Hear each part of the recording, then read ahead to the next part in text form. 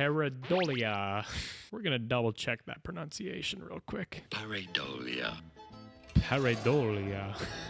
This is the term for when you see faces in places where there are no faces. This likely developed as a bit of a cognitive shortcut for our early ape brain. I see dicks a lot in chicken. Hey guys, before the video continues, if you're new here or been here for a while, don't forget to hit the subscribe button and the like button to help support me in future videos. You can't admit, but I can never fall. My bones remain like stone, so I will never break. Or can't relate. You say you know the pain, but we aren't the same. I'm like a wolf, cause my pack never goes astray. So all my enemies are nothing but entities, steadily moving like a bird that killed.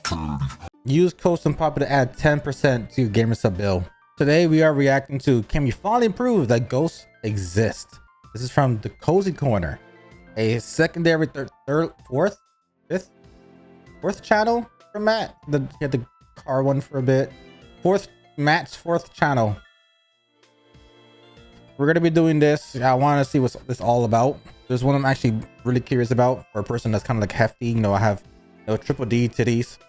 I'm trying to lose weight. And I saw one day he talked about his weight journey. So second, third, quadrupling. I bumped into Matt on PAX. I went to the booth for Gamers Up.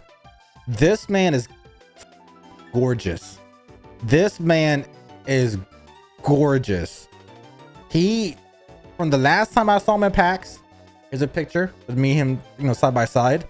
And this is a little clip of my interaction. 30 different bottles of like Nikkei whiskey, Japanese whiskey. We He's fucking hot. Let's get into the video. Hello and welcome to the channel. Today we are going to be talking about the spooky, scary, and highly monetizable world of ghosts. This is actually a video you guys requested from me, albeit 2 years ago, but you know what? Better late than never, right? I agree. Before we get into any 2 years for this video, 418 days for drunk driving. You're on a good roll. Is there anything else that's kind of like delayed for the Goons? Goons Gaming.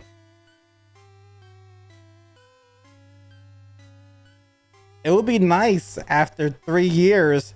It could be the trifecta. It took 1 year for a song, 2 years for this topic, and then almost 3 years for Goons Gaming. We should bring back Goons Gaming as editor of that channel. It would be nice to kind of give me a break. I'm kind of getting caught up with some stuff, and it's kind of harder for me to give you guys 4 videos a month. Guys, help, please. It's getting harder. I'm caught up. I'm like Usher. Doing the gaming after 3 years, please. Guys, do you agree? That first off, I should probably say welcome to the channel. We're kind of filming these in a random order, so this might end up being the first one. Hopefully it is, otherwise this intro makes no sense. But for those of you just stumbling in, my name is Matt, or Blarg from the hit YouTube channel Blarg. This channel, honestly, the goal with it, I just kind of want to talk about stuff that I find interesting. Obviously, we are not in a literal corner right now. It's supposed to more be like a metaphorical, like cozy corner of the internet. Maybe the name will stay. Maybe we'll end up changing it. I don't really know. We're not worried about that. All we're worried about right now is getting you guys some videos, and I promise we do have some fun ones coming up. So make sure you like and subscribe and stick around. We will be having lots of fun over here. All right, back to the video. I personally have never really been one to concern myself with ghosts or really believe in them all that much, to be honest. Same. But it turns out I'm actually in the minority of that, as 46% of Canadians believe in ghosts, which is actually like 13% higher than the amount of Canadians that believe in religion. So naturally, that led me with a big question of why do so many people believe in ghosts when we've never had any definitive proof of them? Where did the idea of a ghost come from? And why the heck do people spend so much money on tools to hunt these elusive little scoundrels? Flashbang. First of all, second of all, third of all, quad of all. We as humans have fears, and the fears we're basically sometimes born with or sometimes manipulated into believing that we do have kind of have a background because of things that are real dangers. Fear of bugs, Some bugs contain some type of venom to potential, venom, or like bee stings. There's a lot of toxins sometimes in some of these bugs as well. There's one beetle that actually excretes or shoots out this very hot liquid that can actually burn people. So there's so many things that bugs can do that could high key, mid key, low key, and alt key, and any key hurt you or kill you. You know, water, you could drown. Fire, you could drown in flames. You have height, you fall in a very high point of altitude. When you hit the ground, you could drown in your own blood, because when you splat, you're turning into just liquid. So there's a real thing for fears, because a lot of the main biggest fears are things that are actually real. You could fear death because you don't want to die. You know, that's a death thing. A lot of fears relates to death. Most of the time, most phobias. There has been no real cases of ghosts, so there's a lot of people who are scared of it, but it has never actually affected anybody. It's kind of weird. The concept of ghosts or tales of the dead returning to the real world predate basically all of our literary abilities. Yeah. So to find the exact first moment of Dia de los someone Muertos, talking about ghosts Halloween, is unfortunately pretty much impossible. However, Vikings. we do know that they have been talked about in pretty much every single religion and culture throughout almost all of history. Like Vikings. literally all of them. From the Mesopotamians, the pagans, the Mayans, the Greeks, the Christians, all the way to the more secluded places like the Japans. All of them had their spirit or ghost fables. It's not like these cultures could have even like passed on these stories to one another. They were from thousands of miles apart, and in some cases even thousands of years apart. Which actually, interesting enough, that might make ghosts the longest lasting like spiritual / religious belief ever, right? That's not me telling you. I don't actually know. These ghosts or spirit stories have also been in our media basically as long as we as a species have been consuming it. The very first mention I could personally find was in 3rd century BC by a author named Plautus. Plautus here wrote a play titled Mozzarella. I don't know. That might have been a little zestier than it was actually pronounced, but you get the idea. Anyway, it directly translates to the ghost. Not gonna lie, this isn't exactly like The Conjuring or anything too crazy or spooky or exciting, but it does involve the main character bustling all of his friends into a house and having them try to make spooky, scary noises to convince his dad that this is a haunted house. Now, what I find interesting about this, although the story is not that exciting, is that even in 3rd century BC, the concept or idea of a haunted house really wasn't explained in the play. So even at that point in our society, it was already commonplace enough where people would just understand what that is. Ghosts also haven't exactly been used in the same way across all of our media. I mean, they can be used as something that's malicious, as something that's a helpful guide, or even as something to have the viewer or reader question themselves, their mortality, and their greater purpose. Now that actually leads me into my next question of what the hell is even technically a ghost? Now, I know that sounds like a silly question, but we are at a point where we associate so many things with ghosts that it's hard to pinpoint exactly what a ghost even is anymore. I mean, you can't even say things as example as like a dead person, because back in the days with the Vikings and everybody who was doing the little pirate ship, pirate ship, you had Davy Jones' locker. You know, you have the tales of the pearl, how it is in I think in the Caribbean. Pirates of the Caribbean, you know, there's a whole ghost ship. How can a ship be a ghost if it's not a living sentient thing? So it's a deceased. You can't say it's a deceased ship.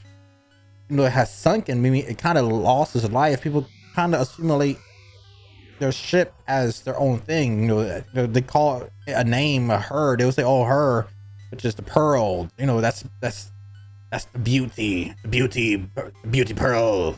You know, from things like door slamming to seeing shadows, hearing voices, seeing orbs, things appearing out of thin air that weren't there before, having a feeling of being watched. There are so many things that we tie to the idea of ghosts. And of course, the big one of full-on apparitions wisping their way through your home. I'm sure some of us, if not all of us, have experienced one of these things in some way or another. But you see, the problem with all of these things is that our brains aren't exactly the most reliable companion. And let me tell you why. Let's start with the one that people are probably most familiar with: Pareidolia. We're gonna double check that pronunciation real quick. Pareidolia. Pareidolia. This is the Buone. term for when you see faces in places where there are no faces. Like the sky, just Stars. clouds. For example, it's why you see a happy face on this Miata or see a face on the moon. Hell, it's even why Jesus shows up on your toast once in a while. This likely developed as a bit of a cognitive shortcut for our early ape brain. I see dicks a lot in chicken. It would be far more advantageous to unreliably recognize faces instantly than it would to maybe not recognize them and risk getting poked to death by a sharp stick. If you pair pareidolia with a dark, spooky environment, there is a very high chance you will see something that raises the hair on your arm. Another issue with these ghost sightings is just straight up cognitive bias. I mean, nobody sees more ghosts than people who believe in ghosts going to places where they believe ghosts are. I mean, places like cemeteries, abandoned buildings, hospitals, all these places kind of carry a socially induced heaviness to them. That heaviness can poke and prod at our anxiety, causing people to be a little more on edge and maybe notice things that they normally wouldn't notice. I mean, we can look at a similar example in something like Area 51. There is 820 UFO sightings per 100,000 people in Lincoln County, where Area 51 is located. Now let's take a random place like Winkler County, Texas. You want to take a guess at how many sightings there are per 100,000 people there? It's 3. There's 3 sightings per 100,000 people. Damn it, I was so close. I was gonna raise with their finger. Now, I'm not saying this doesn't mean that the people at Area 51 aren't seeing something there, but because of their cognitive bias and the kind of heaviness that is around Area 51, they're naturally going to mistake things like airplanes, birds, weather balloons, or any sort of other aircraft as a UFO. This isn't much different than when people go to a haunted place, see something scary, then tell their friends to expect to see something scary as well, and the cycle continues. Next thing you know, you're paying $20 in Charleston, South Carolina to walk around and take pictures of light poles outside steakhouses. That one's a little personal. Me and one of my good buddies, Jared, we were in South Carolina at a really nice steakhouse, and right outside the window where we were sitting, there's people taking flash photography of these wooden street posts. And I was trying to figure out what was going on. Turns out they were paying $20 for a ghost tour, and that led them to take pictures of wooden street posts. Like, to you and I, this is just a wooden street post, but they're on their little side quest, so some fun for them, I guess. Another one that is a little more tragic, but probably a little more relatable to all of us, is called grief hallucinations. Grief hallucinations can be all sorts of things, like people seeing somebody's spirit leave their body, or maybe hearing them talk, or a certain noise that they used to make after they passed away. Maybe even seeing them in places that they used to frequent. It's not always them seeing a ghost or something like that as well. It can be something like an everyday occurrence of a door closing without reason that you now associate with ghosts because you're in the grieving process. And this isn't some weird made-up phenomenon that barely happens. This is like extremely common. I'm this is a reaction. Stop being mad. I'll be pausing. I have an aunt that passed away when I was like 13, 14 years old. I still kind of deal with it mentally. She was like my second mom, so it's still kind of not. It's, again, for those who have a parental figure in their life, even though it was not their actual birth parent, whenever you have somebody who takes that maternal or the paternal figure and they pass, it impacts you. So it sounds so weird, but how with all the memories, all the things I've done with, my aunt, when she was alive, it kind of like blows my mind that it actually she's been gone longer than I have been alive. And it still feels like I knew her longer than I have been alive. Point of the story is, my aunt was everything to me. And when she passed, she felt something. She's like, something's gonna happen. And she went to my mom. She's like, hey, listen, if anything happens to me, I want you to be the one to control the stuff that's in my home. Here's my jewelry. Here's my this. Here's my that. If anything happens to me, take my stuff. You want to take my sofas, you want to take my lamps, you want to take my dining room set, you want to take some of the pots and pans, whatever, take it. I give you permission. Out of all family members, I pick you. We took a few of her things, and we also took her lamp. Her lamp is the one that's like gold plated, where you touch any part that's like gold and it turns on. 2 weeks after she passed, I remember being in my living room with my sister. We're just chilling. She's playing on the PS3. I'm just laying down on the sofa, and next thing you know, the lamp turns on by itself. And again, that was my aunt's lamp, and she passed. So hard to explain that. Again, it's gold plated. Every single part of the thing is a touch thing. Who knows? Maybe a debris fell on top of it. The wind, you had windows open. There's a lot of factors. Again, it's highly sensitive. Like, it's a simple, just me doing this to it turns it on. And it's like it's a 3-tap thing. So low, medium, and bright. And it's off the 4th touch. So it, yeah. 30 and 50% of people will experience some sort of grief hallucination during their grieving phase. Even stranger so, there's a lot of cases of more than one person experiencing the same or very similar hallucination at the same time. I mean, even I have a story kind of similar to this. When my grandpa was in the hospital during his last few hours, my whole family was there to comfort him and help pass him on to the next life. In an attempt to comfort my grandpa as they waved a magnet over his pacemaker, my mom said, "Hey dad, the full family is here to support you. I hope that you're comfortable." And that is when her phone lit up, locked in her lap, and said, "I am very comfortable. Thank you." In hindsight, I of course know that my mom's phone picked up "Hey Dad" as "Hey Siri," and this wasn't my grandpa talking to us from the great beyond. But in that moment of extreme grief, my family and I were able to suspend our disbelief of the situation, and it gave us a lot of comfort thinking that my grandpa was moving on comfortably and peacefully into the next life. Now, is that me saying that our lost family members or friends are not just using their newfound power to communicate and calm us down from the dead? No. But we do know that grief hallucinations are a well-documented, studied, and proven thing. So I think in this specific case, it's a lot safer to follow the science. Another issue with a lot of ghost sightings is honestly just straight up misremembering the situation. Our brains have a bit of a flair for the dramatic, which is a nice way of saying we kind of just make shit up. And I actually do have a study here to prove that. In January of 1986, a day after the Challenger explosion, a professor of cognitive psychology at Emory by the name of Neisser and his assistant Harch decided to conduct a study. They handed out a questionnaire to 106 of their students. This questionnaire was full of basic questions that you should probably remember from the day before, like where were they when they heard the news, who were they with, and what were they doing. They ended up filing all these answers safe and tucked away. 2.5 years later, in the fall of 1988, the professor gathered the exact same 106 students and handed them the exact same questionnaire to report their answers. The results, you might ask? Well, they're not even close. They rated the accuracy of the students' recollection on a scale from 0 to 7. Totally weird number for the scale, but whatever. They judged their accuracy of where they were, who they were with, and what they were doing. The average student scored less than a 3 out of 7. With a quarter of them even scoring 0 out of 7. When they were all asked about their confidence regarding how similar their questions would be, the average answer ended up being 4.17 out of 5. This means they had clear and vivid memories of things that weren't even true.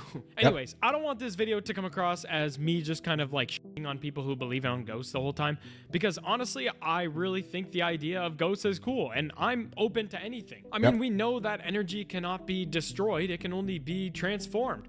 So surely the human soul has some sort of energy, right? True. Good example of what Matt is explaining is there's a scenario in a different state where a woman in white, which I think was on her wedding day, she passed away in a tragic car crash. The folklore is if you go to a certain park at 2 o'clock in the morning or 3 o'clock in the morning, there's a good chance you might see a woman with a bloody white wedding dress walk across the actual street and just disappear. I believe that story was somewhere maybe in Maryland, or that story has always popped up in different areas and people made their own variations of that Bloody Mary type of thing. It's inconsistent. The origin, obviously I'll post it right here on the screen. I don't know it currently, but the true origin, I don't believe it was obviously here in Jersey. But we have a park in Jersey called Branch Brook Park. And so many people, I think one Reddit post kind of blew up in infamy. One Reddit post blew up because a person apparently stated that when they went to Branch Brook Park at 3 o'clock in the morning, they saw that same woman in the red and white wedding dress crossing the street. It didn't happen in Jersey. It happened somewhere else. But because that post blew up, and everybody and their mom in the comment section was like, oh, I did a stakeout and I saw it too. And it is selective bias. you can get gaslit gatekeeping girl bossed into thinking a ghost event happened in your neck of the woods. In reality, the true origins was somewhere far away. I think maybe that even that origins may have been across the country lines. Again, I don't know the true origins. You guys obviously saw it. I highly doubt it was here in Jersey. Surely the human soul has some sort of energy, right? Well, there are people a hell of a lot smarter than you and I that are looking into just that. Joel Nickell is the founding father of scientific ghost hunting. He unfortunately passed away in March of this last year, but before he himself joined the very ghost that he spent his whole life trying to find, he spent 50 years trying to use science to prove or disprove their existence. Oh, 50 he used years. every scientific tool he could at his disposal. He even used some odd things like linguistic analysis, psychological insight. Hell, he even ended up using blood spatter patterns. His findings, with over 100 investigations under his belt and the might of modern science, he was unable to prove even one single ghost. We as a species have made some of the most incredible machines for detecting energy, from the impossibly small quarks that build the matter around us, all the way out to the ever-expanding cosmos. An example of one of those machines is called Xenon 1T. It is a very specialized device used for detecting dark matter. This device is so sensitive to energy that it needed to be buried 4,600 feet into the Italian mountainside. And that was not enough. They also needed to put it in a sarcophagus of ultra-purified water to make sure that no outside energy can contaminate with its studies. This machine was obviously not made for detecting ghosts, but I think the point you should be taking here is that we are capable of detecting the smallest fragments of energy. So if there really was some energy that ghosts were giving off, we probably would have detected it by now. Now, you as the viewer might be thinking, wait, Matt, I thought there was plenty of tools for detecting ghosts. Oh boy, is there. Let's talk about those. This has to be, without a doubt, some of the stupidest things you could possibly spend your money on. And that's coming from a guy with a 3-foot tall, 60-pound, $1,000 that I use as a parking sensor for my Porsche. All right, let's take a look at this $100 spirit candle. What the heck does a $100 spirit candle do, you might ask yourself? Well, you can see by the description, it uses state-of-the-art technology to flicker. This $100 candle uses EMF sensors to flicker when there are ghosts nearby. First of all, if you're going places where there's going to be ghosts, cemeteries, haunted buildings, abandoned places, you're probably going to have to hop a fence or something along that line with your bag. Your bag, or you're Hispanic like I am, you go under the fence. Full of things that are going to you just jump the river, mangle your little wax candle here. It's gonna look like it was found in hurricane rubble after like 2 outings. All right, then why is it a candle? What a stupid question you would ask there, viewer. It's obviously it's obviously in order to not scare the ghosts. I mean, imagine a ghost from the 1700s seeing a regular EMF reader. It's got like little flashing lights, maybe a little satellite that spins so you can stimulate, look at it. It'd be horrified of it. It would not want to go anywhere near it. But if it sees a nice little candle, it goes, hey, I'm not scared of that. I know what that is. Side note about the whole like EMF for hunting ghost thing. It actually has like zero foundation, and I literally mean zero foundation. In fact, it's actually the opposite. The original theory came out from EMF expert Michael Persinger. Thought it was high levels of EMF readings that were causing people to hallucinate and see things like ghosts. So it was actually something that was used to try to disprove ghosts, not prove ghosts. Another issue with using EMFs to detect ghosts is that like literally everything gives off EMF. Like I wrote down I just did like 2 seconds of Google to write down a list here. So this is not comprehensive. This is just stuff you would find around you. All right, let's take a look. What gives off EMFs? Smartphones, tablets, laptops, smartwatches, Wi-Fi routers, Bluetooth devices, cell phone towers, radio waves, TV appliances like microwaves, fridges, ovens. Hell, even the power lines outside your house give off EMFs. Like basically anything plugged into an outlet gives off an EMF reading. How the hell would you use this to accurately detect a ghost? That's not it though. You also have EVPs, which is essentially like one of those pocket recorders from the 90s. but it's like spooky and costs $100 more for some reason. But I think the most egregious and terrible of all of these is the $500 spirit box. This is a box that allegedly allows you to communicate with the dead. By its own description, it gives them a simple and easy tool to speak to you. So a valid question you might have is, why not just buy a $5 app that does the same thing? They got answers for everything. The ghosts would be confused by the unintuitive software and not bother talking to you. But if you have this $500 spirit box, they're gonna sit down and do a podcast episode with you. But also make sure you buy our wax candle so you don't scare the ghosts off with the flashing little spirit box there. That's the I had a good time in my life where I was addicted to watching Ghost Adventures with Zach Bagans and all those people. Aaron, guy's last name. Also, shout out to Aaron, who did not die from his wife trying to kill him. True story.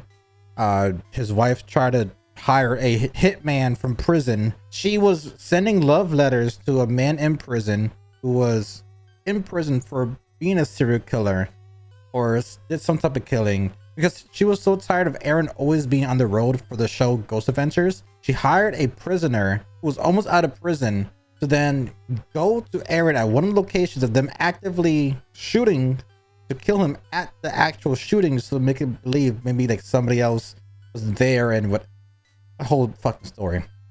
Main premise is these whole things makes no goddamn sense, from Ghost Adventures to Ghost Hunters to all these damn YouTubers who's trying to do all these damn things and whatever the case may have been, because these people they're trying to communicate with, let's say people who are deceased in the 1700s, 1600s, the natives, or anybody who passed prior to 1900s, and they're using words in these spirit boxes, and they're using all these different things like, please talk in this device, please talk in this camera. Do you think these motherfuckers who died in these eras of time know what the fuck a camera is? Do you think they know what a device is? They don't. That word didn't exist in the 1700s. A device. They probably won't understand contraptions, because you could be a contractor and you constructed something, so this contraption made by a contractor, that's a bit more understanding compared to talk into this camera, man, from the 1700s. You don't know what the camera is? Didn't you die yesterday? It makes no goddamn sense. And again, I want to make it super clear that I'm not trying to knock anybody that believes in ghosts or goes ghost hunting.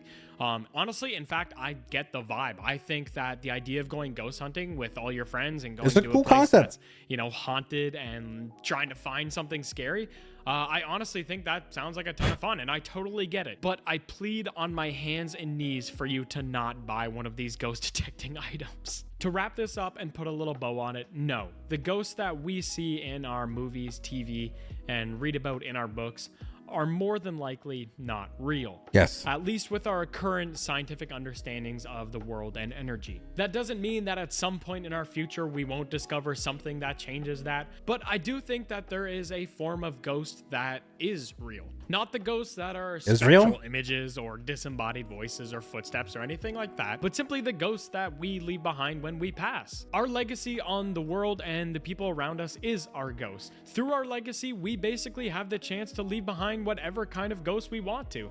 So when you are interacting with people or making decisions or posting on social media, think twice about what kind of ghost you want to leave behind when you pass. Thank you guys so much for watching the video. I hope you enjoyed, and I hope to see you in the next one. See you later. I thought he's done yapping. Let me tell you my real life experience of something that had happened to me. When I was a kid, I was about 7 years old. We did not even talk about ghosts or any hauntings and all that kind of stuff. Like, I wasn't even watching like horror movies yet. So I'm not trying to disprove Matt about like, once you have like a little confirmation bias about something, then you actively look for it. This happened to, I mean, you know what? I'm kind of retract that in a sense, because I had to pee. It's like 2 o'clock in the morning. So I was a little bit on edge because I did not want to wake up my parents. So I was like inching my way. So maybe with the presets of my brain thinking, shit, any sound could wake them up, kind of may have elevated my awareness for things that may have not been a true thing. It was 2 o'clock in the morning. I was sleeping in a bunk bed. My sister's in the top bunk. I'm in the bottom bunk. My sister's 1 year older than me. So again, I was 7. She was 8. Wasn't no 6. I'm not gonna say that word. But I was 7. I had a pee. Got out of my bunk bed and I went into my living room. Which then there's this little door. I gotta find a picture online to kind of describe it. I don't know how to actually say the type of. It's not barn style. Yeah, it folds up and it comes out like that and it closes. But it, it obviously retracts. But you could actually open it and then you could pull it back this way to make it more open. Whatever. I'll find a picture. And every single night when we're in bed and when my parents are in bed, they contract the door so it closes. Due to the fact that our apartment was old, that door kind of squeaks. But I found a way to kind of like make it not squeak because I use the bathroom sometimes at night, so does my sister. But I remember when I had to pee really badly, I went into, I left my bedroom, went into my living room, went to that door that goes into my dining room, and I opened it the way that I know all the floor tiles that creak, so I kind of avoided those tiles. And as I was inching my way into the dining room, my mom freshly just washed clothes that day. So she has the little hangers with like an X, and she hook up the things to let it dry naturally instead of put it in the dryer. I remember seeing that hanger shake at 3 o'clock in the morning or 2 o'clock in the morning, and I'm pretty sure I heard a little girl laughing. That happened. It took me 3 steps to get back to my bed. I held my pee essentially till the very morning time. I refused to leave my bedroom. So my parents were up and they opened my bedroom door. I'm like, I'm not peeing. I refuse to. I may have already peed. I think I did pee. I remember I kind of blocked it from memory because it was kind of traumatic. But it could be a confirmation bias. Again, I was kind of scared to wake up my parents. So you already had that paranoia up anyway. So maybe it subjected me into that kind of delusion. Or I guess you could say that's a little bit of a placebo effect. Yeah, that's one of my experiences. I like the vibe of this for, Matt's fourth channel. I like this. I guess I'll continue reacting to these. Sorry if I pause a lot. It's the purpose of a reaction. If you want to hear with no pauses, in the description is the full video. Watch the full videos before you watch my video. I pause and talk a lot. That's a reaction. Okay? Stop getting mad at me for a reaction. Hope you guys enjoyed. As always, love your faces. And I'll see you guys next time. Peace. Baby, I don't know what you want, I'm nervous, so baby, help me get out.